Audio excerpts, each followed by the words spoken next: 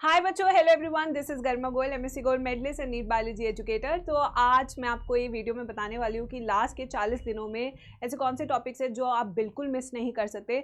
बहुत सारे बच्चे ऐसे होते हैं जो पूछते हैं मैम सेफ स्कोर कितना है, मैं एससी कैटेगरी से, एसटी कैटेगरी से, ओबीसी से हो, जनरल से हो, उतना बता दो, मैं उतनी मेहनत करके स्कोर कर लूँगा। ऐसे बच्चे बहुत है, बेटा निकम्मापन तुम्हारा कम नहीं होगा।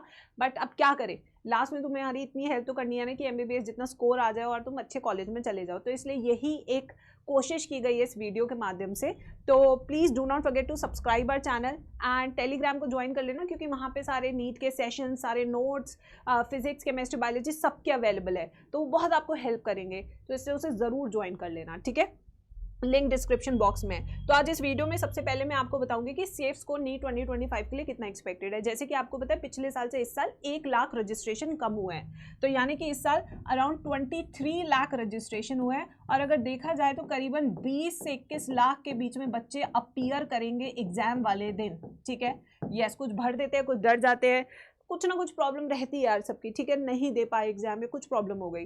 तो ऐसे मैं मान के चलूँ तो यहाँ पे अगर आप देखें तो करीबन 20 से 21 लाख अपीयर करेंगे। और अगर मैं क्वालिफाई कहूँ तो अराउंड आप मान के चलिए कि 17 से 18 लाख बच्चे एग्जाम को क्वालिफाई भी कर सकते हैं, ठीक है। तो इतना है हमारा अप्रॉक्स पूरा स्टैट्स इस नीट 2025 का जो अभी तक हमारे पास एनटीए की तरफ से आया है, ठीक है। तो अब अगर हम देखें जो सेफ स्कोर है, तो इस साल का जो सेफ स्कोर है जनरल कैटेगरी का वो 640 रहेगा। इस साल ऐसा नहीं रहेगा कि 720 में से 720 आ रहे बहुत सारे बच्चों के। ऐसा क्यों नहीं है? क्योंकि पैटर्न चेंज हो चुका है। अब 180 क्वेश्चन है, 180 मिनट्स है। अब जिसने भाई ज़बरदस्त प्रैक्टिस की है बस वही यहाँ पे कामयाब हो सकता है, क्योंकि थ्योरी तो सब पढ़ रहे हैं, जो सब कर रहे हैं वो भी आप ही कर रहे हैं, तो आपने अलग क्या किया। तो अगर आप प्रैक्टिस नहीं कर रहे हैं तो आपका कुछ नहीं है। क्यों? क्योंकि बेटा सवाल आएगा ना, थ्योरी नहीं आएगी, थ्योरी से सवाल आएगा, और सवाल की प्रैक्टिस करना बहुत ज़रूरी है, चाहे वो बायो, फिजिक्स हो या केमिस्ट्री हो, ठीक है। तो इसलिए 180 मिनट है, बट इसमें आप मान के चलिए आपको 150 मिनट में ये पेपर सॉल्व करने की आपकी प्रैक्टिस होनी चाहिए, क्योंकि इस बार खेल स्पीड एंड एक्यूरेसी का होने वाला है, टाइम मैनेजमेंट का होने वाला है। और इस साल पैटर्न चेंज अभी जस्ट हुआ है 2 महीने पहले। तो अभी तक तो आप वो मॉक टेस्ट पेपर लगा रहे थे जो 200 के हिसाब से थे, तो अब ऐसे मॉक टेस्ट लगाइए जो लेटेस्ट पैटर्न पे बेस्ड है, ठीक है। अब देखिए यहाँ पे ईडब्ल्यूएस का 625 रहेगा, एससी का 550 प्लस रहेगा, ओबीसी का 625 प्लस रहेगा, एसटी का 525 प्लस रहेगा सेफ स्कोर।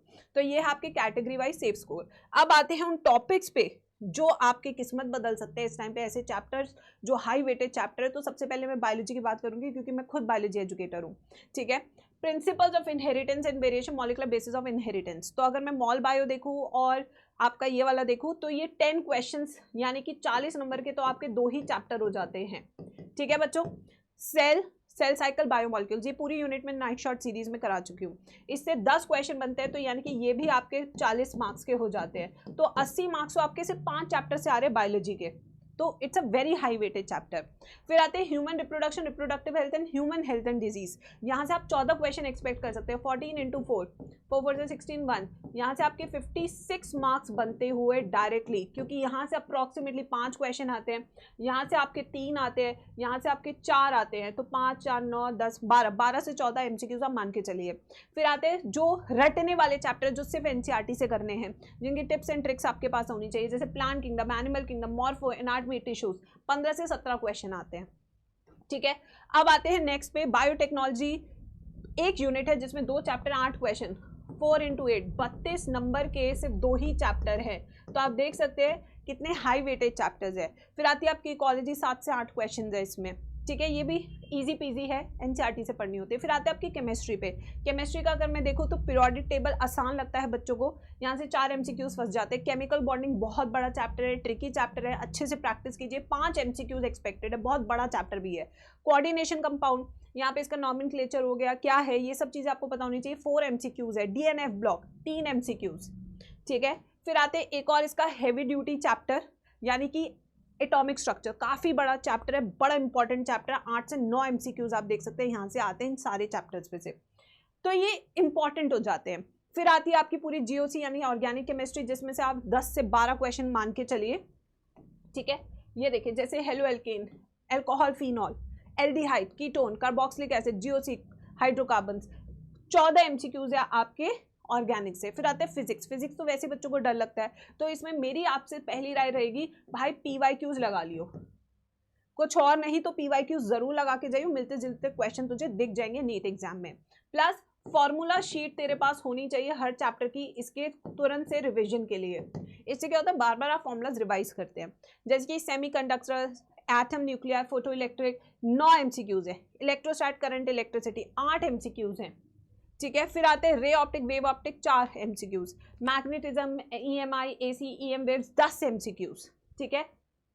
फिर आपके work, power, energy, kinematics, rotation 5 से 6 MCQs, ठीक है। फिर आते हैं ये वाला पूरा।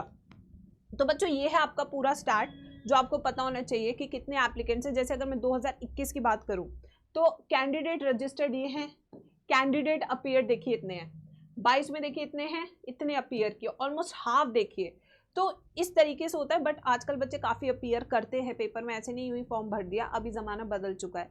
तो अच्छे से ये जो चैप्टर्स मैंने वेटेज बताई है बहुत ही अच्छे से PYQ एनालाइज्ड है, बहुत अच्छे से एनालिसिस किया गया है, अच्छे से देखो। अगर कोई प्रॉब्लम आ रही है मुझे बताओ, टेलीग्राम ज्वाइन करके रखो, वहाँ पे सारे लेक्चर्स की इन्फॉर्मेशन है, चाहे बायो का रिवीजन हो, फिजिक्स का रिवीजन हो, चाहे फॉर्मूला शीट्स हो, DPPs हो, PYQ शीट्स हो, सब कुछ अवेलेबल है एक जगह पे।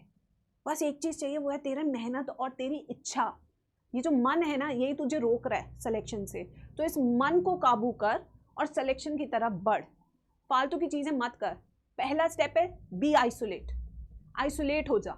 दूसरा स्टेप है अपने हर दिन के टारगेट्स बना, 3 चैप्टर 50-50 क्वेश्चन हर चैप्टर के, फिजिक्स, केमिस्ट्री, बायोलॉजी, अभी भी 40 दिन है, 3-3 चैप्टर हर दिन भी करेगा तो जल्दी से सिलेबस कंप्लीट हो जाएगा 1 महीने में। फिर कम से कम तेरे को 40 full syllabus mock test paper भी प्रैक्टिस करने चाहिए आइडियली, अगर तू एग्जाम में अपीयर कर रहा है तब जाके बात बनेगी। तो ये हैवी नहीं है, बस इसको सॉर्ट करने की ज़रूरत है, इसे अरेंज करने की ज़रूरत है। लाइफ भी आसान होगी, प्रैक्टिस भी ज़्यादा अच्छे से होगी, रिवीजन भी ज़्यादा अच्छे से होगी, स्पीड भी बनेगी, एक्यूरेसी भी बनेगी।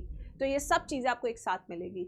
कोई भी प्रॉब्लम है, do let me know in the comment section and I am always with you. Signing off for today, and next video के चाहिए do let me know in the comment section.